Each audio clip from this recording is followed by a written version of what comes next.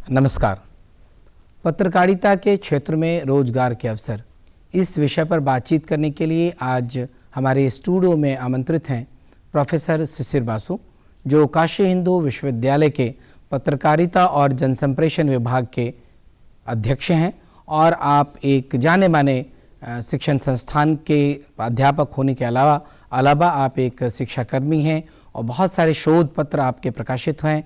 देश दुनिया में आपको एक पत्रकारिता के क्षेत्र में बड़े शिक्षक के रूप में जाना जाता है। स्टूडियो में आपका सर बहुत बहुत स्वागत है आपको।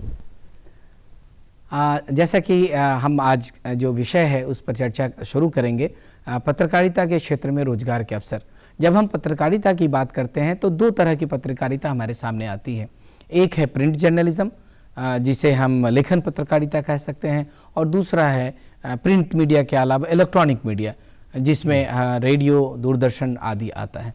तो हम बातचीत की शुरुआत करते हैं प्रिंट मीडिया से, जो लेखन पत्रकारिता है, जिसमें अखबार है, पत्र पत्रिकाएं हैं, उसके क्षेत्र में रोजगार के अवसर की बात करेंगे। लेकिन उसमें रोजगार के अवसर से पहले हम जानना चाहते हैं कि जो विद्यार्थियों के लिए, जो पत्रकारिता के क्षेत्र में आने वाले विद्यार्थी हैं, उनके लिए जो स्वॉट एनालिसिस है, उनके लिए क्या स्ट्रेंथ होना चाहिए, उनकी वीकनेसेस क्या हैं, अपॉर्चुनिटीज़ क्या है और थ्रेट क्या है। तो हम यहीं से बातचीत की शुरुआत करते हैं और हम जानना चाहेंगे आपसे कि प्रिंट मीडिया के क्षेत्र में आने के लिए एक विद्यार्थी को किस तरह से अपने को तैयार करना चाहिए। प्रिंट जर्नलिज्म के लिए मुझे लगता है कि जो प्रथम इम्पोर्टेंट जो चीज़ें चाहिए वो है लेखन शैली। हमारे जो बच्चे आते हैं, जो स्टूडेंट्स पत्रकारिता में आते हैं, खास करके प्रिंट जर्नलिज्म के लिए, उसका लेखन शैली बहुत स्ट्रॉन्ग होना चाहिए। अगर वो नहीं है तो आगे बढ़ नहीं पाएंगे। एक तो है। दूसरा चीज़ ये है कि पढ़ने का एक इच्छा उसमें होना चाहिए, और सिर्फ एक तरह का विषय में नहीं, विज्ञान, साहित्य, टेक्नोलॉजी, साइंस, ये सब के बारे में उसको पढ़ना चाहिए कि उसका जो पटभूमि है एक, वो थोड़ा सा मजबूत हो, क्योंकि बहुत सारे विषय के साथ उनको परिचित होना बहुत ही आवश्यक है। सो एक तो हम लोग जब बात करते हैं कि लेखन शैली ठीक होना चाहिए, उसका जो एक पटभूमि है, जो बैकग्राउंड है, वो होना चाहिए। और तीसरा एक पैशन होना चाहिए कि हिंदी में हम क्या कहेंगे उसको, पैशन को, जिसको उसको चाहत है, उसकी चाहत है कि हम लिखेंगे और दूसरों को इसके बारे में बोलेंगे। सोच लीजिए अभी क्लाइमेट चेंज के बारे में हम लोग इतना बातचीत कर रहे हैं, इतने सारे पत्र पत्रिकाएँ, इतने सारे लेख सब आ रहा है। इसके बारे में आम लोगों को एक क्षेत्रीय भाषा में बोलना एक अति आवश्यक चीज़ें हैं। तो उसमें वो चाहत होना चाहिए कि मैं दूसरों को इसके बारे में बताऊं। और अगर किसी का लेखन शैली ठीक है तो वो न्यूज़ तो लिख ही सकते हैं। हर हफ्ता में एक ऐसे जिसको कहते हैं फीचर जिसको कहते हैं, वो लिख सकते हैं।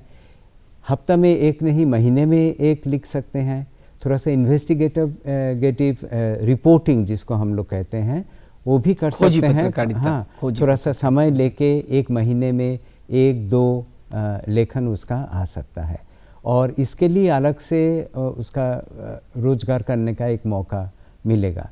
और बहुत सारे लोग हैं जो हर रोज़ लिखते नहीं, न्यूज़ जिसको हम लोग कहते हैं, समाचार लिखते नहीं, लेकिन उनका ये है कि कलम लिखते हैं।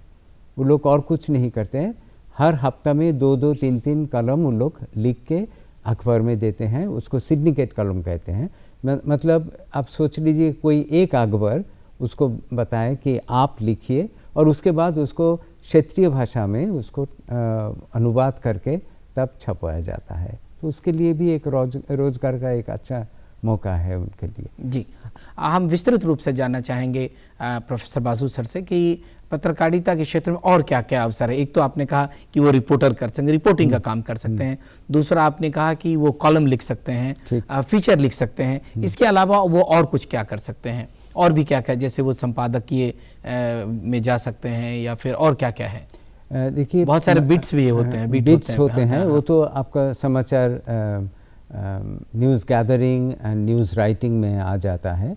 लेकिन इसके अलावा भी जो वो लोग कर सकते हैं कि कोई विषय में जिसके बहुत गहराई से वो लोग इसको अध्ययन कर सकते हैं, स्पेशलाइजेशन। और उसके जैसे आप देखेंगे बहुत सारे पत्रकार है जो विज्ञान के बारे में सिर्फ लिखते हैं, क्योंकि उसके ऊपर उनका पकड़ है। कोई आप देखेंगे कि टेक्नोलॉजी के बारे में बहुत अच्छा उसको पकड़ है, क्योंकि सब कुछ अंग्रेज़ी में होता है ना। और जब क्षेत्रीय भाषा में खास करके सोच लीजिए हिंदी में या तो बांग्ला में या तो तमिल में, तो वो जो शब्द चयन और टेक्निकल वर्ड्स जो है उसके ऊपर भी ध्यान देना चाहिए कि आम जनता इसको समझ पाए और उसको they become specialised journalist in that case हो सकता है। जैसा कि अभी सर कह रहे थे कि आपकी जो विशेषज्ञता है, जैसे उन्होंने कुछ क्षेत्र का नाम लिया, पर्यावरण का नाम लिया, हेल्थ जर्नलिज्म भी आजकल बहुत चर्चा आ रहा है।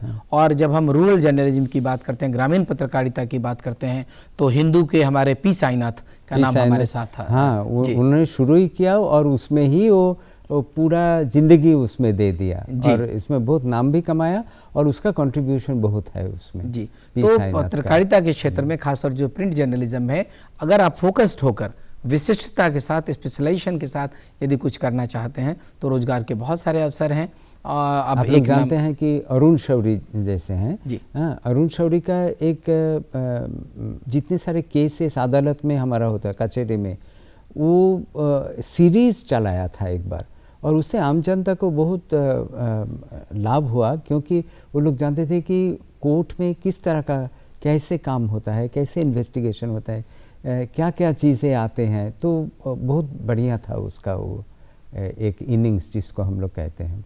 तो खोजी पत्रकारिता के रूप में भी आप अच्छा काम कर सकते हैं, जिसकी चर्चा अभी प्रोफेसर बासु कर रहे थे। तो ये पत्रकारिता खासतौर से प्रिंट जर्नलिज्म में बहुत सारे रोजगार के अवसर हैं। आवश्यकता इस बात की है कि आप संयमित होकर, फोकस होकर काम करिए।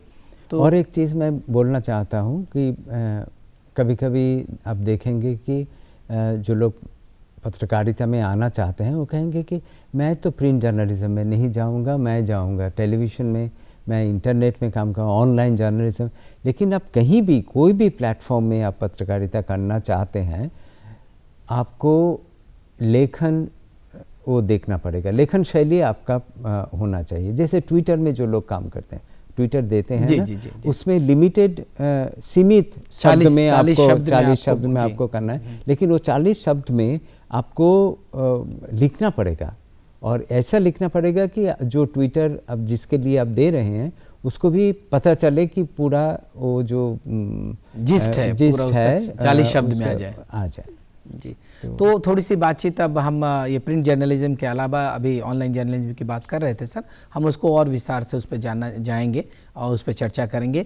अभी हम बातचीत करेंगे रेडियो में रोजगार के क्या अवसर हैं, या दूरदर्शन के क्षेत्र में क्या रोजगार के अवसर हैं, फिल्म के क्षेत्र में, क्योंकि फिल्म भी पत्रकारिता का एक महत्वपूर्ण हिस्सा है, तो उसमें क्या अवसर है। आप सभी जानते हैं कि पूरी दुनिया में लगभग 1920-21 में रेडियो का आविष्कार हुआ और रेडियो हमारे सामने आया। फिर हमारे देश में भी पहले 1920 में तो रेडियो ब्रॉडकास्टिंग शुरू हो गया, पूरा पीक पे थे उस समय जी। अमेरिकन कंट्रीज में, जो विदेशों में, पश्चिमी देशों में, और हमारे देश में 1923 में यहाँ पे आया रेडियो आया और फिर 1927 में ऑफिशियली हम लोगों ने उसको आकाशवाणी और इस तरह से फिर आकाशवाणी नाम तो 1956 में आया, लेकिन ऑल इंडिया रेडियो के रूप में हमने उनको 1927 में एक्सेप्ट कर लिया था।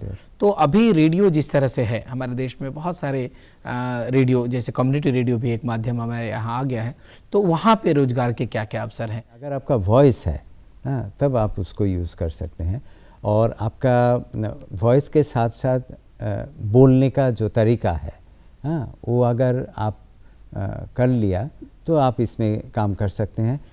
हमारे लिए स्क्रिप्ट राइटर का भी बहुत ज़रूरी है। जैसे एक समय था जो हम लोग हर हफ्ता में एक बार रेडियो में नाटक होता था, तो उसके लिए भी आपको स्क्रिप्ट लिखना पड़ता। आप रेडियो आर्टिस्ट बन सकते थे उस समय, अभी भी है हाँ, तो मेरा ख्याल से उसके लिए अवसर है वहाँ भी लिखना। और सबसे बड़ा चीज़ जो है, चाहे वो प्रिंट जर्नलिज्म में हो चाहे रेडियो में हो, आइडिया होना चाहिए। हाँ, नया नया आइडिया लेके आपको जो ऑडियंस है उसके सामने आना चाहिए। और आइडिया कहाँ से आएगा? जितना आप पढ़ेंगे उतना ही नया नया आइडिया आपके दिमाग में आएगा, और उसको आप फिर स्क्रिप्ट में डालिए और आप परिवेश कर लीजिए सब।